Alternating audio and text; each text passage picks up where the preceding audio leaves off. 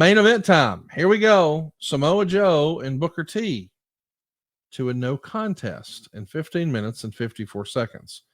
Meltzer would say, before the match, Joe and Kevin Nash were backstage, and Nash told Joe he'd be in his corner to the end, and he apologized.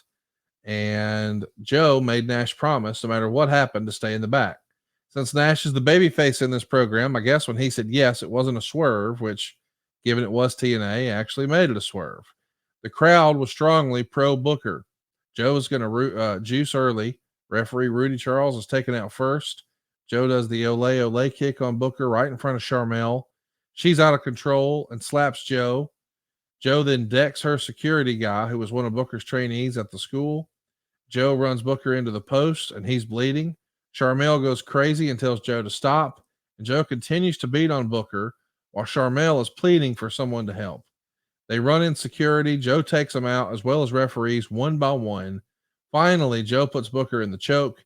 Sting comes out and tells Booker to stop, and it's over. Reluctantly, Joe leaves the ring with Sting, and the expectation was that he'd attack Sting, but instead, he jumped back in the ring and attacked Booker. And then Sting turned around and got back in the ring. Joe flipped him off, and Sting hit Booker with bat shots. While all of this is going on, Mike Tenay and Don West were asking what gave Sting the authority to do what he's been doing. And then Sharmell put Booker's arm on top of Joe and counted to 3. She grabbed the belt, handed it to Booker, and helped him to the back.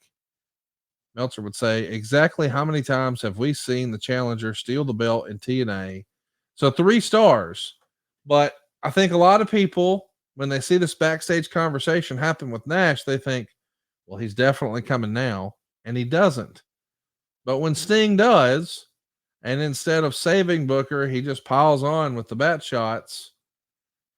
I don't know, man. In hindsight, is this the right execution? Subjective, pal. I can remember kind of having the debate of not really giving him a finish.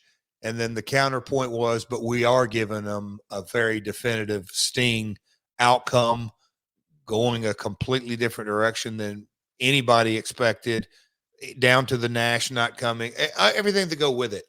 Conrad, in hindsight, should we have got to finish with Joe over before? I mean, look, we can talk about this forever and be so subjective with it and kind of be correct on a couple of different vibes. But at the end of the day, we all headed in this direction. And I cannot remember for the life of me, I should have looked this up. This is one of the things. Where we went with Sting the next month, that's for another podcast. But it's the decision we made, period. Was it the right decision? The people, let me just say this. The people in the arena, because it's Houston's hometown, I'm not so sure they were completely bought in. Tough. The beatdown on Joe and just the way Sting was used here, and that it's a non-finish. Yeah. Boy, the torch was awfully critical. They carved it up, and probably rightly so. He writes, it was a confusing, overbooked clusterfuck main event that can leave a bad taste in your mouth, even if everything else was pretty solid. The finish seemed to dampen the enthusiasm of what was otherwise a good show. Unfortunately, because of everything leading up to that was good to great. And Wade Keller would say he felt the main event had, quote, a good start to what had been a decent match, but that it was, quote, far from a satisfying finish. Mm-hmm. And, yeah. James Caldwell also says he was there in the crowd. And he says the main event had a terrible, terrible finish, which killed the crowd. And he said it was one of the worst finishes he had ever seen. So lots of people are critical about the creative. I mean, we got Sting here. We got Kevin Nash here.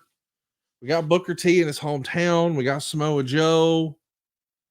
I mean, if you had it to do over again, would this be one of the few main events you would have done a little differently? Here's the simplistic thing. There's got to be a way to slip Joe over and tell all that same story.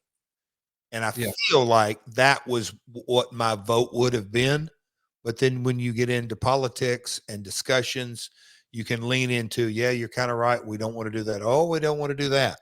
Or, do we get Nash out there? again, the subjectivity of it. But to me, so many things can be cured. And Dutch Mantel's mantra that I think he became so good at, but I mean, it's a simple philosophy. It literally, I've heard it out of his mouth. I don't know how many times. Give him a finish and tell your story. Give him a finish, then tell your story. Give him a finish, then tell your story. If we could have gotten Joe over, that's, you know, and I know there was out, you know, on the backside of this on impacts and who showed up at the belt and who did this and who did that. And, you know, Sting turned heels, the highlight coming out of it and all that kind of stuff. But had I do over again, probably put Joe over and then tell the rest of that story. And then you would have had to me, a different vibe of at least the people in the audience go, all right, that's the outcome of the match. And now here's the story. As opposed to, wait, I don't really care for that finish. That didn't work. Oh, wait, now you're trying to force feed us from story. It just too much, man. Too much to unpack, too much to swallow.